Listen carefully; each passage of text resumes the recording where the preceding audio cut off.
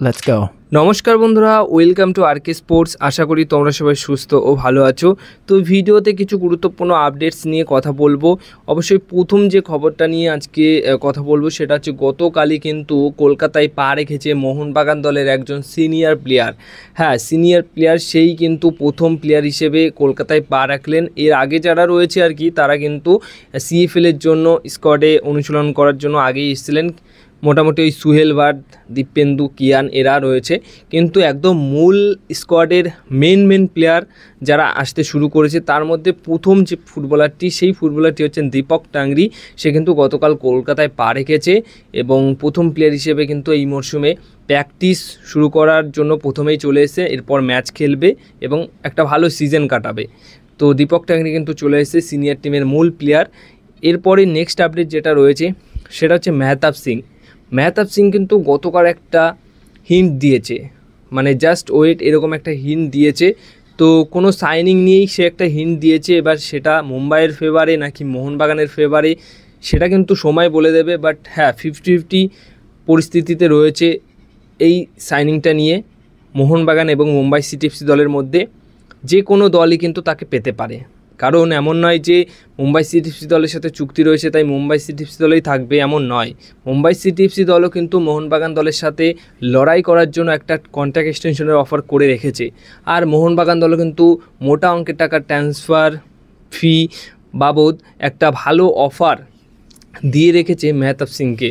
তো সেই অনুযায়ী 50-50 রয়েছে, যে কোনো দলে সে সই করতে পারে।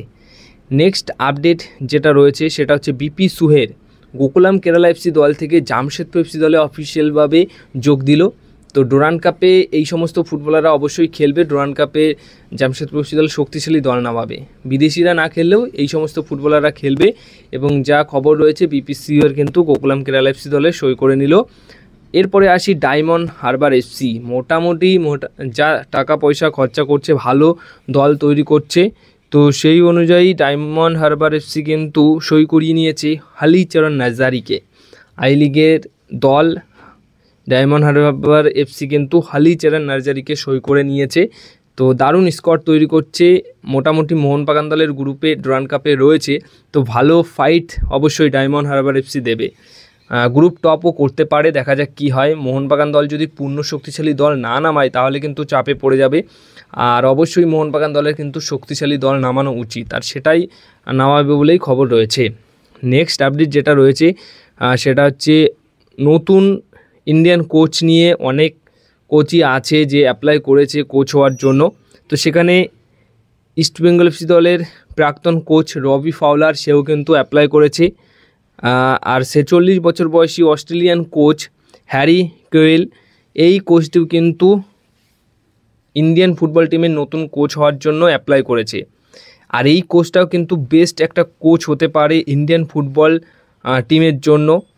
J1 লিগে কোচিং করিয়েছে, অনেক সাফল্য রয়েছে এই অস্ট্রেলিয়ান কোচটির। দেখা যাক শেষ অবধি কাকে নিয়ে আসে বা কাকে কোচ করেন। কিন্তু বন্ধুরা, খবর যে অনুযায়ী রয়েছে সেটা হচ্ছে খালিদ জামিলের কিন্তু কোচ হওয়ার সম্ভাবনা 90% রয়েছে, মানে সবার থেকে এগিয়ে রয়েছে। তারপর সঞ্জয় সেন আছে এবং পরপর রয়েছে কিন্তু তারপরে বিদেশি কোচরাও রয়েছেন। তো এখন কিন্তু লেটেস্ট যে দুটি নাম সেটা হচ্ছে রবি ফাউলার এবং এই অস্ট্রেলিয়ান কোচ হ্যারি কোয়েল। দেখা যাক শেষ অবধি কাকে কোচ করে টিম ইন্ডিয়া।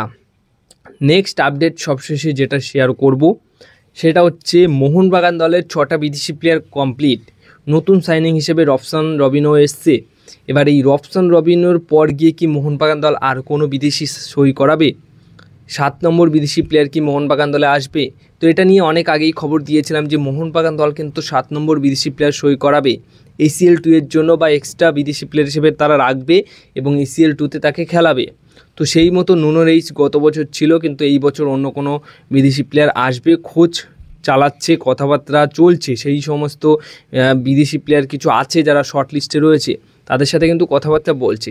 আর সেই প্লেয়ারটি কিন্তু একটা সেন্টার মিডফিল্ড বা ডিফেন্সিভ মিডফিল্ড পজিশনের ফুটবলার হতে চলেছে, কারণ আক্রমণ দিক দিয়েও মোহনবাগান দল সই কমপ্লিট করে রেখেছে, ডিফেন্সের দিক দিয়েও সই কমপ্লিট করে রেখেছে। শুধু আপুইয়া, থাপা, দীপক টাংরির পাশে একটা ভালো মিডফিল্ডার চাইছে যে AFC চ্যাম্পিয়ন্স লিগ 2-তে খুব ভালো পারফরমেন্স করতে পারে এবং দলকে অনেক নির্ভরতার সাথে ভালো জায়গায় নিয়ে যেতে পারে। এমন টাইপের একটা সেন্টার মিডফিল্ড বা মিডফিল্ডারের খোঁজে এই মুহূর্তে রয়েছে মোহনবাগান দল, আর সেই 7 নম্বর বিদেশি প্লেয়ার হিসেবে মোহনবাগান দলে আসছে।